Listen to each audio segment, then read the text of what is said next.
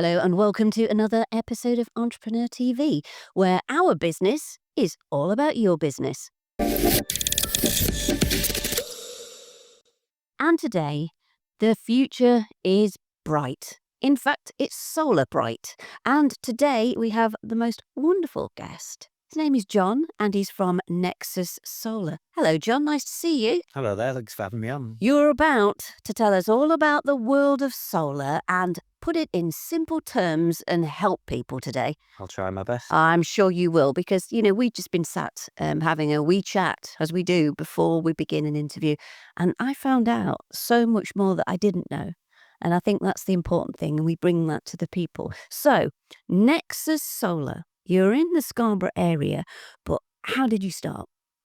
Well, we come from an electrical background originally. We've got, between 20 and 30 years in the commercial electrical industry.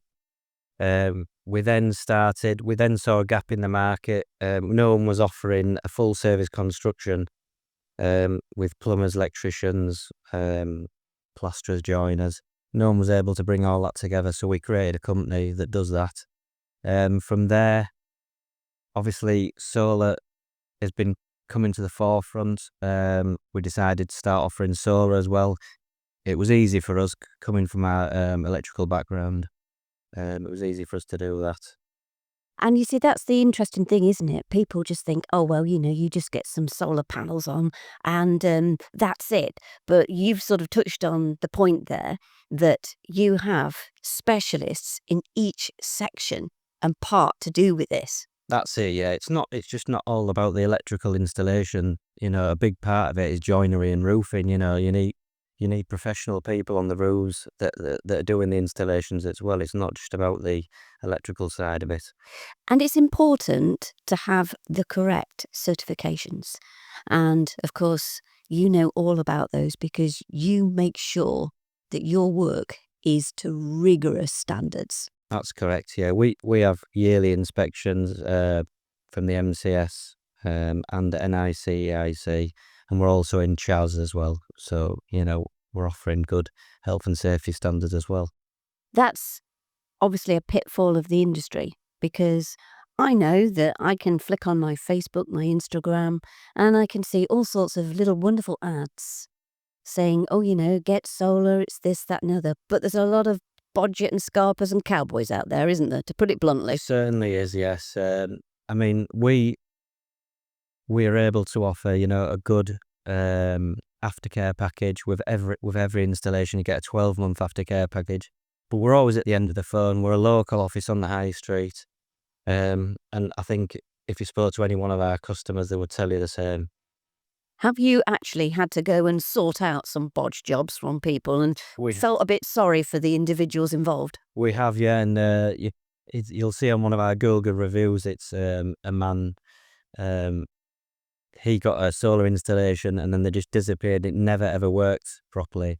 We have gone in and sorted people's installations out, and then from that point on, we'll continue to give them aftercare as well.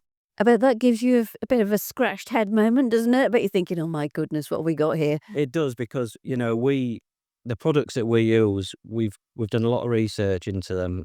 We don't just use the cheapest inverters, the cheapest batteries. We use mainly two companies, which are Give Energy and Solar Edge. We know the two companies that we can stand by. They've got good customer service, and the products have got excellent warranties. But yeah, we'll go to some other installations and they've just used cheap inverters and cheap batteries just to get the job done cheap. But then, like I say, the customers never see them again. No. And it's a lot of money we're talking about sometimes, isn't it, for some projects? Yeah, it is. A normal house installation can cost anywhere between 6,000 to like 12,000, depending if they have batteries or not. But like I said, we don't aim to be the cheapest out there. We'll be competitive, but we'll use the best products so we know we can stand by for 10, 12 years. And that's important because, you've got this money going out, and to make sure that you've got a quality product at the end of it, rather than someone just saying, oh, we can do this for a couple of grand. That's worrying. That's it, yeah. That's why we've got a high street office as well. We want people to feel comfortable, that we're not going to rip them off. if they're spending tens of thousands of pounds, they want someone to be accountable for it at the end. What sort of challenges do you face? Because, I mean, I know that I've had some people said, "Oh, I don't think I could have solar on mine because it's grade 2 listed or, it's in a difficult location." What sort of things have you had to do, some difficult challenges? I mean, the the the grade 2 thing is it can be a challenge, but not all grade 2. Most of the time, grade 2 listed buildings are fine unless they've got a certain clause on them. I can't remember the name of the clause now, but certain buildings have a clause on them that don't allow you to do it. But 90% of the time, it's fine. We do have challenging roofs that are odd shapes and things like that. We'll work with customers to try and use what space we can. Sometimes we go on the garage roof, sometimes we can go into the garden if they have some space in the garden.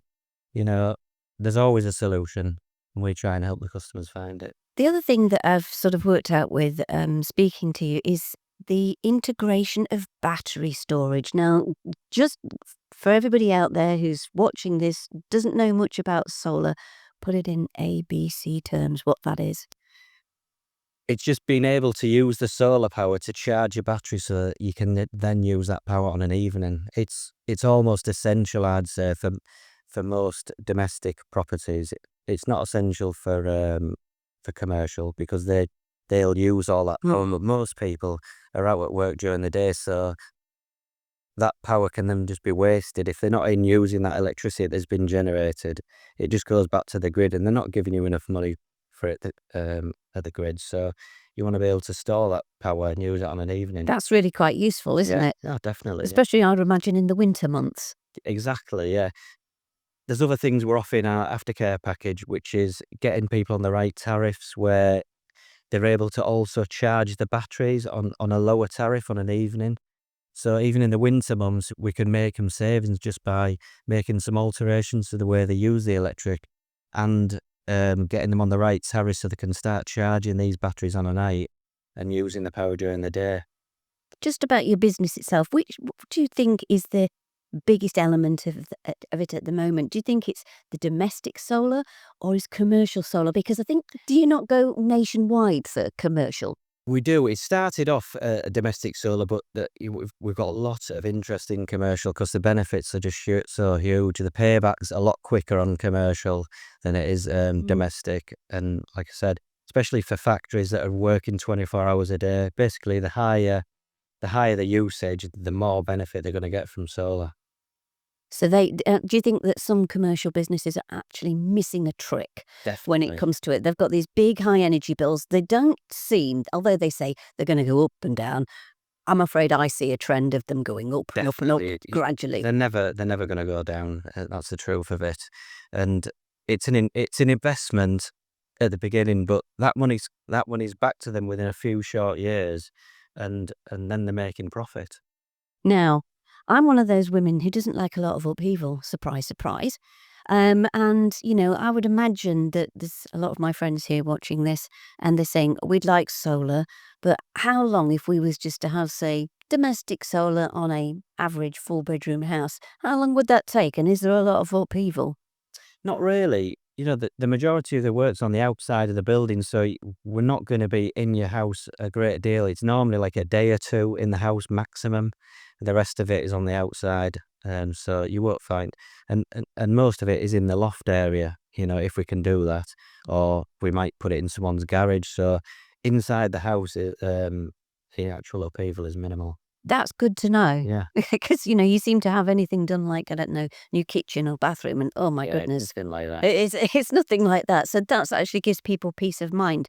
What else would probably give people peace of mind is that they get the solar in, and you touched on it a little bit earlier, but there's the whole maintenance side and checks. Yeah. That's crucial, isn't it? It is, yeah. You need to do like anything, any sort of electrical work or gas or anything like that. You do need annual checks just to make sure the system's operating to its best.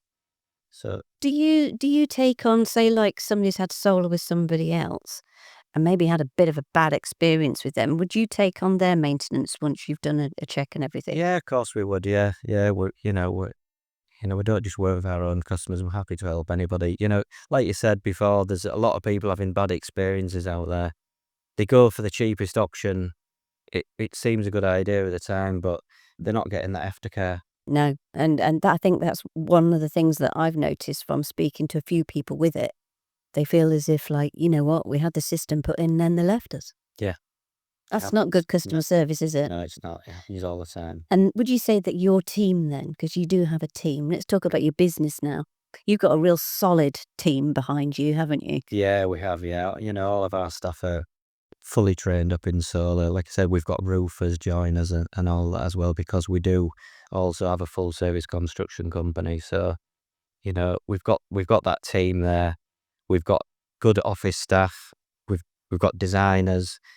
Everything's in-house, and we're confident. And that must have taken some time to build up, though. I mean, good staff doesn't come easy. I know that from speaking to businesses. They say one of the biggest issues is the staff. So you've done really well. That's it. Yeah, it's been a progression over the last 5 years, building up this team and being able to offer all of these services. But we're in a really good place now.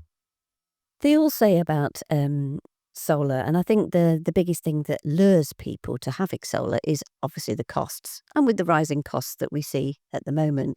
But there is the carbon footprint as well. How important is it for people to understand about carbon footprint?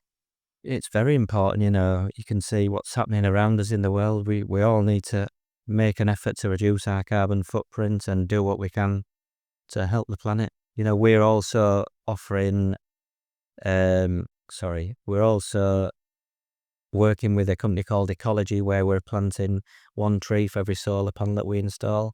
So we're doing our bit as well. But yeah, we all need to make a bit of benefit, I think. That must be a lovely feeling. Probably one of your most memorable feelings probably is that you're actually helping the planet as well. Yeah, we're trying. We're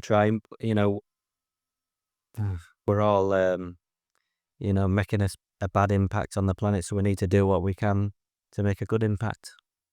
How do you see solar integrating with other renewables? Because, I mean, you hear that solar, but there's other things like battery heat pumps and all sorts now. Solar does integrate well with everything. The inverters integrate with wind and solar, and we can use that power. We can to power other things like you say, sort of heat pumps and things like that. At Nexus Solar Power, we're proud to supply residential solar solutions throughout North Yorkshire, helping homeowners embrace cleaner, greener energy. For businesses, our commercial solar services are available nationwide, providing tailored, sustainable solutions no matter where you are in the UK. Whether it's powering your home or your business, we make switching to solar simple and efficient. To learn more, visit us today at nexussolarpower.co.uk.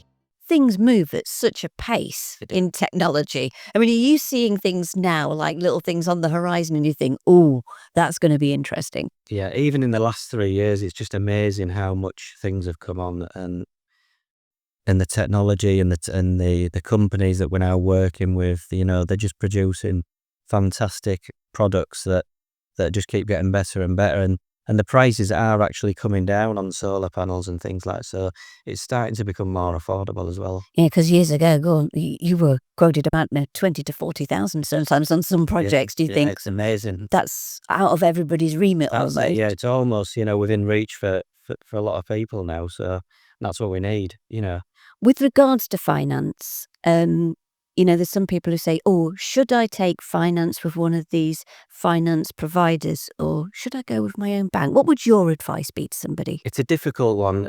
We do have finance partners that we work with, but we found that people are better off going to their own banks and getting the money that way.